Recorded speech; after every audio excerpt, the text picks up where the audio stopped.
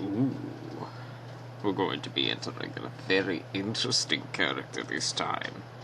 This one I cannot just script. I have to go ad-lib for him. Ladies and gentlemen, Duke Armstadt. Imagine creating a character that is like a Disney villain, that is no longer restricted by the child-friendly rearings of the company. Put him into an M-rated film, an unrated film. Let him completely go wild. The Count Frollo, the Gaston, the Jafar. You just go as bad as you think, as racist as you want, but as charming, as alluring as the face that is Gaston. That, ladies and gentlemen, is Duke Armstadt. He is underused in this trilogy. In fact, there is spoilers in the third book regarding him. However, I might have even more spoilers to say that this might not be the last that we see of this smarmy little villain. Duke Armstadt was created originally out of a desire to have an antagonist for Setchel to fight. That's necessarily how Hesh was made as well for the second novel, because I didn't just want to bring Duke Armstadt back as a recurring Saturday morning villain, despite how fun he is in this regard. Duke Armstadt is a duke. Armstadt is his clan name. He is half human, he is half demon. The demon clan is something that might come into focus in a future installation in this series. Duke Armstadt joined forces with our emperor mainly because he was enabled, he was allowed to do what he does best. Command people, kill his subordinates for just sneezing in his presence, and just overall be a bad guy, but look good while doing it. If you looked at the third book, The Duke's Gambit, you could see a very smug, grinning face looking flippantly at Setchel, and his brooding frown that is almost perpetually plastered upon his face almost at all times. By contrast, Duke Armstadt is almost always smiling, because he is a man of control, and when he's in control, he really enjoys himself. He is somewhat of a racist. He hates elves, he really hates immortals, and he is not too keen on the dwarves, though he can respect their craftsmanship and the empire's need for trade with them. But it is particularly the elves and the immortals that Duke Armstadt is racist against. Particularly elves. Let's say, lore-wise, he has a connection with these characters, with these things. But I never showed you any of this. In the original trilogy, the first 3 novels, Duke Armstadt is introduced. He clashes with our heroes.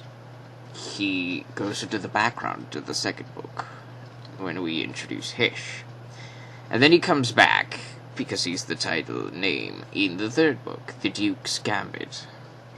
But what if I told you that this is just the beginning of this character?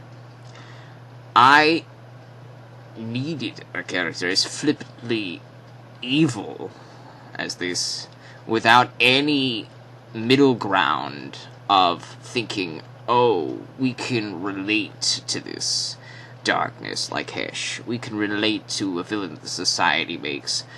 That's not Duke Armstadt. Duke Armstadt is the type of evil that we cannot excuse. He is vile for the sake of being vile. He is dark for the sake of simply enjoying the pain and suffering of others, especially elves and immortals. their pain-induced faces bring him such a level of joy that it almost becomes sexual to him. The suffering of others. Some might call this a sadist, and they might be right. I have been modifying this character even through his introduction. He has no connection to the RP days. He has no connection to the Notebook eras. He is a completely new character that I created here because I wanted something so deliciously evil that I can just enjoy going out and throwing that out there. Type of Disney villain type of evil. Now, he's not going to be, like, the type of thing that's going to be, like, politically incorrect and things like that. He's not going to do any of that stuff that I hear a lot of hot topics are going about. But he's going to be, like, that Disney villain type of evil. The type of person that you can really hate, but you really like at the same time. That Gaston, we hate Count Frodo, we hate Frodo, but Jafar, we really like him. That type of dark, twisted morality that is irredeemable, but is a contrasting mirror to the heroes of our character, to the heroes that we write about. We write about heroes with qualities, we write about heroes with faults, we write about heroes with faults, we write about villains with heroic traits and redeemable traits. And then we have the two tropes that, one of which I haven't gotten to, but one of which I just now created with Duke Armstadt. Duke Armstadt is the irredeemable, evil for evil's sake villain. The mirror to that would be like the lawful good paladin. The lawful good is good for goodness' sake, the goody two-shoes. I haven't created a character like that yet. But I plan to make one eventually. But right now, Duke Armstadt was my prototype in making a character like this. And I found myself really having fun with the type of personality that this guy has. He's got a charming personality. It's like you want to hate him for how bad he's being. But while he's beheading somebody or like stabbing somebody for insubordination, it's just done in such a charming way you can't help but like the guy for what he's doing that's so evil. You almost want to... How would I describe this?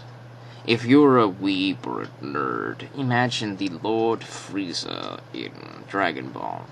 That's the type of evil for evil's sake. You can't really give this bad person a redeemable trait. Like, maybe in Super they evolved his character a little bit more. But, like, previously, prior to that, this was just an evil dude that's just evil because he's evil.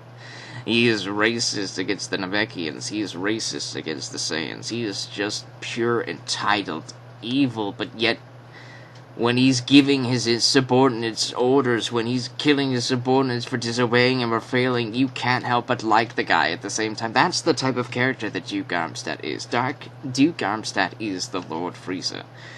He might not be in charge, but he is in control. Even when he's losing, he's in control. And he has such witty comebacks, no matter what happens to him. I don't think this is the last we'll see of him.